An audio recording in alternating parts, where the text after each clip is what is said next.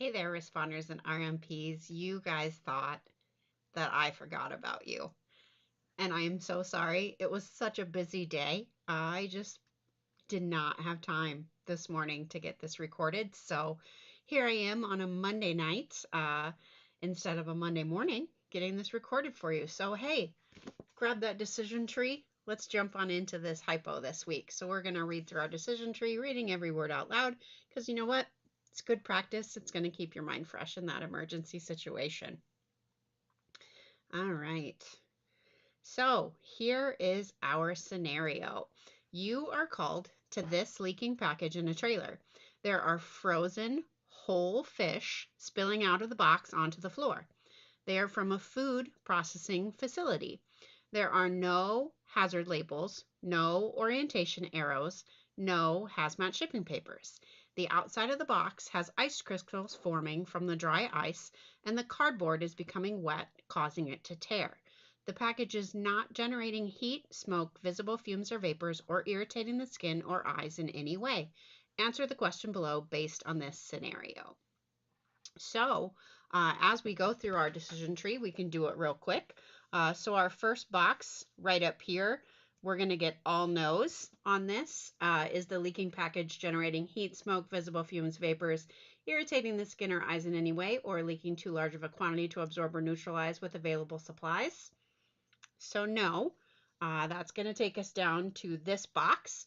Does the leaking package have a diamond hazard label, hazardous material shipping papers, other hazard indications or markings, or the contents possibly hazardous or unknown? Again, all no's. So that's going to take us down here into our green box, which our green box, if it's something that's edible, we get to say yes to this box. And this is frozen whole fish coming from a food processing facility.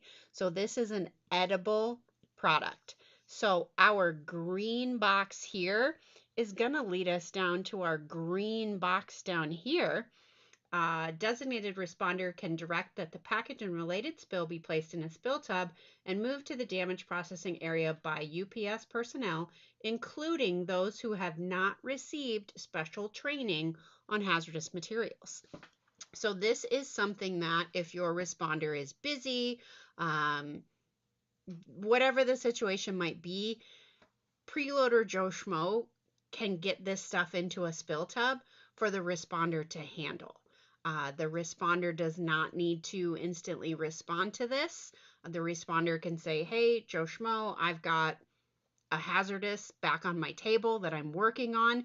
Can you get this in this tub for me and bring it over to the DMP? So we are going to check green box. Anybody in the outside of the DMP can clean this up. So then the response or containment sheet that we're going to use is actually going to be down here. No response sheet needed, because you know what? This is going to be a non. We're going to take the dry ice out of the box and let it dissipate, right? And then what are we left with? Edible fish. Edible fish is a food. It's a non. If there's any kind of liquid, anything like that, solidify it. Otherwise, bag it up. Non sticker. Contaminated cardboard in there with it. Throw it away. So that's an easy one. No response sheet needed. Non.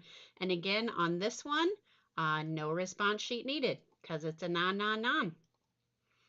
All right. So hopefully ETT access. I know it's such a headache. If you're not able to get in, please send me a message. I'm going to try my best to get you in. So hopefully we're checking yeses on these. If not, please reach out. I know that I need to access that waste disposal flowchart for every leaker that I'm going to dispose of, and I know how to get to it in ETT. Hopefully you do. If you cannot get to it in ETT, let me know. I'll send you the video on how to do it. Which box on the waste disposal flowchart is this damage going to lead to? So, spilled or leaking liquid or powder surrendered to the DMP.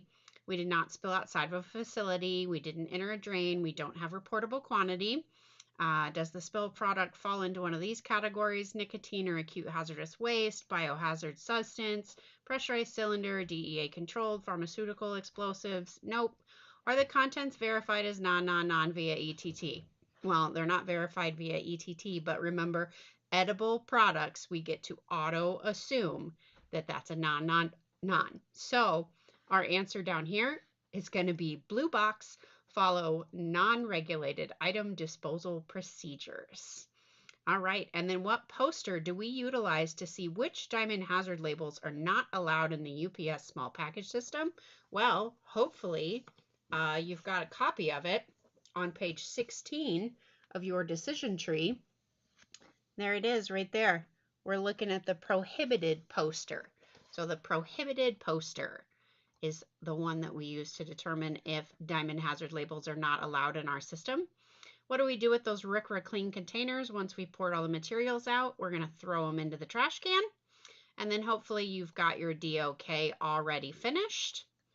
All right, and then hey, everybody's favorite page. So we are having to free form our names in here, which is no fun. Make sure that your employee number is correct. If it is not correct, you will not get credit. You will get marked as not getting your hypo done. This 100% has to be correct. There's 668 of you, so I can't possibly go through and check everybody's. So please, please, please make sure that you're getting this correct. Division, let's see, I'm in Omaha, and we're going to scroll all the way down to the bottom and find Papillion. It's in here somewhere. Well, okay, Berkshire or Papillion. All right, and then we're going to submit it. And there we go. This is the page that you want to get to make sure that you are all submitted. That's all I've got for you this week. Thank you for being patient with me and waiting until Monday evening to get your hypo. Hopefully next week will be a little bit better planning ahead. Maybe I won't be so busy on Sunday and I'll get it done on Sunday like I used to. So, all right. Well, everybody have a great, safe week. I'm so glad that you're here. Like and follow for more content, and we'll see you next time. Have a great week.